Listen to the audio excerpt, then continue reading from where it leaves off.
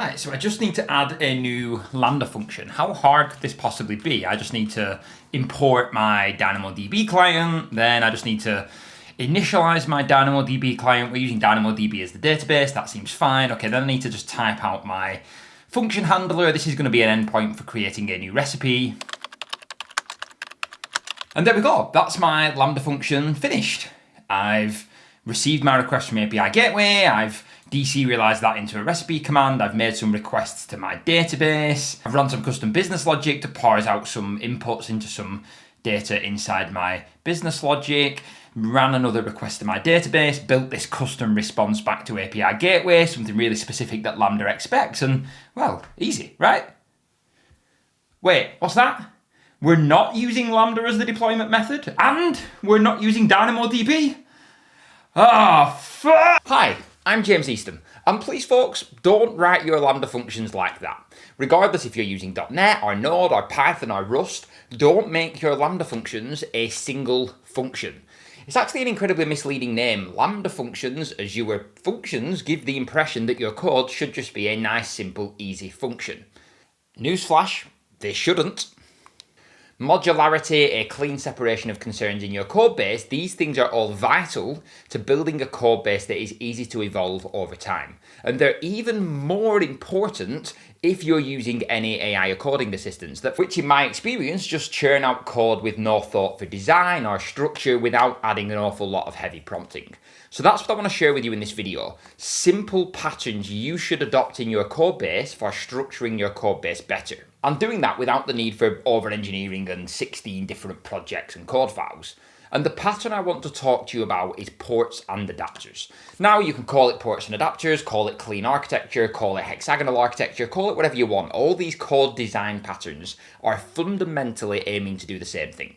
Separate your infrastructure concerns from your application concerns. That's it. It is as simple as that. Get your business logic, focus on only doing the business logic, and separate that from the stuff that parses inbound requests, that deals with databases, deals with messaging. Separate them two things. But what exactly does that look like from a structure perspective? Let's go and have a look. At its core, as I said, ports and adapters, clean architecture, hexagonal architecture, at their core, they're all about separating infrastructure concerns from application concerns. Simple as that. And ports and adapters does that by way of ports and adapters, as you might expect. And there's two different types of adapters you'll see in a code base structured around the ports and adapters architecture style. The first is a driving adapter. Driving adapters are what receive requests from your users, from messages on a message bus. They adapt that inbound thing, whether that's a HTTP request, whether that's a message, and they adapt that into something to then call into your business logic. Your business logic, your use cases, your application just exposes a set of primary ports. It's these ports that your driving adapter then calls to call into your business logic. So that's one half, that's the driving half. Something comes in, it's adapted, it calls your business logic. Then at the other side, you've got secondary ports and driven adapters. Now a driven adapter is something that is driven by your business logic. So your business logic might call out to a secondary port. That might be a persistence layer, that might be a messaging layer, and that port is then going to talk to a driven adapter, which is the implementation for your specific database technology or your specific messaging technology. Really simple code design styles, really simple to implement. They give you a lot more modularity and a lot more separation of concerns. What this means inside Lambda is that your Lambda handler is simply just an adapter. The job of your Lambda handler is to receive that inbound event payload, translate that into something your business logic can understand, and pass that into your business logic. Then down here, you might have a DynamoDB adapter that's going to then adapt that business logic, those business entities, and it's going to contain that specific code for interacting with a DynamoDB table. And this doesn't have to be an arduous ceremonial process. It can actually be quite simple to implement. Now, the code samples here are in .NET. This could equally apply to any programming language that you're using, whether it's a strongly typed language, whether it's something like JavaScript, where there's just no rules at all. These same patterns can apply. And at the high level, this project, this recipe API inside Plant-Based Pizza is split down into 3 projects. You've got the core project. The core project is just the core business logic. You should be able to look at all of the code in a core library and understand what it is that this application does. There's something here for creating recipes, something here for ingredients, for managing recipes. I can probably infer that this is something to do with managing the recipes inside a pizza restaurant. You've then got an infrastructure package or an infrastructure library that has these specific implementations for those driven adapters that you saw in the diagram in the last bit of this video. This might be DynamoDB. Here you've got in one place all of the code for interacting with DynamoDB. And then finally, you've got your actual application host. This is the driving adapter. Here there's 2 separate examples. There's an example using Lambda and an example using a more traditional web framework in .NET, that is ASP.NET. Now the code that was written at the start of this video by that guy who you definitely shouldn't take any advice from, this is the code you ended up with. You've got this big long Lambda function, there's 100, nearly 150 lines in here of code, and everything is tied up in this one file. Your database, your handling of the Lambda specific event payloads, your business logic, everything is one place. So what would that look like in a more ports and adapters style? And here is that exact same handler written following a more well-separated, more modular code design. And the fundamental parts of this Lambda function are still the same. You've still got a class, you've still got a method that's being called by Lambda, you're still mapping that API gateway proxy response, you're still dealing with the Lambda specific semantics of building a Lambda function. And this is all your Lambda function should be doing. It should be dealing with the specifics of Lambda, the specifics of the infrastructure you're using, translating that into something your business logic can understand. You'll notice here, all this Lambda function does is make a call to this create recipe command handler, calls the handle method, passing in the create recipe command. If you then go and have a look at that create recipe command handler, this now is pure business logic. This code could run anywhere.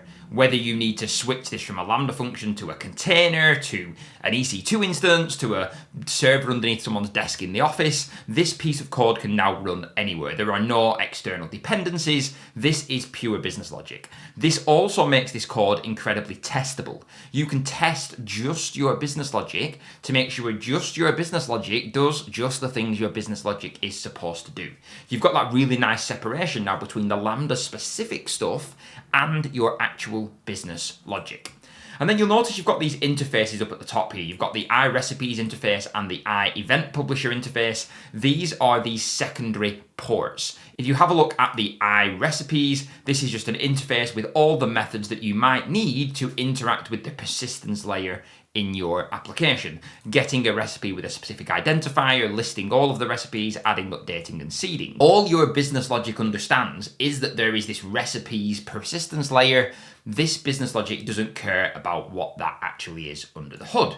And then, of course, as you saw right at the start of this little section, you've got your actual implementation of your DynamoDB persistence layer, which then contains all of the specific code for interacting with DynamoDB. Now in the .NET ecosystem, you've got things like dependency injection. So all of this create recipe command handler is actually mapped up in this setup, which then configures a dependency injection container to automatically inject the implementation of that dependency at runtime. Equally, if you're using a language like Node.js, where dependency injection might not be fully supported, you can do all this stuff inside the initialization of your function. Now this code won't actually compile now, but I might create a new recipe command handler, create a new instance of that up at the top here, passing a new instance of my DynamoDB recipes and passing in a new instance of my Amazon DynamoDB client.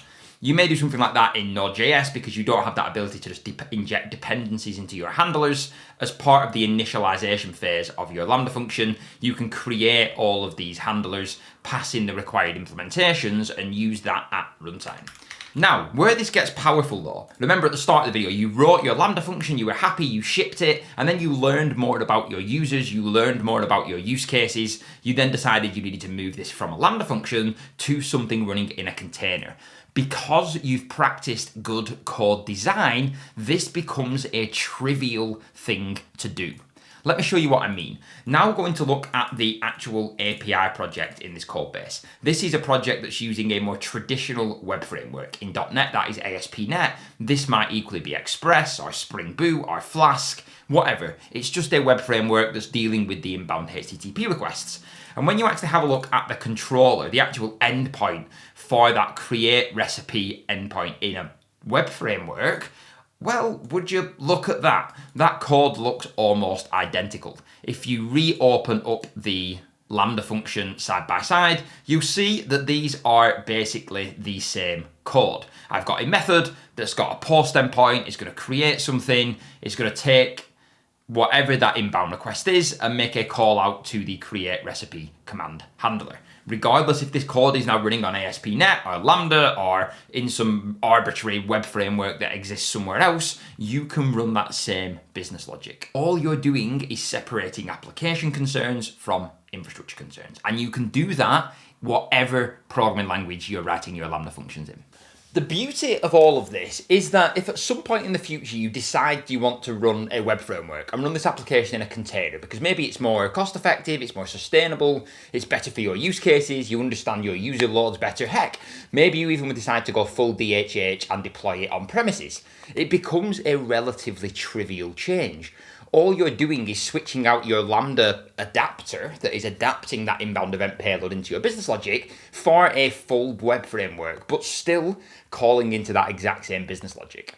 Now, I know what you're thinking. You were happy writing your nice, simple little Lambda functions. Or maybe your Lambda functions are so simple that this feels completely unnecessary. And yes, it might feel unnecessary now, believe me, but in the future, you're going to thank yourself. And if you're using an AI coding assistant, you'll thank yourself in the short term because these assistants work best with context.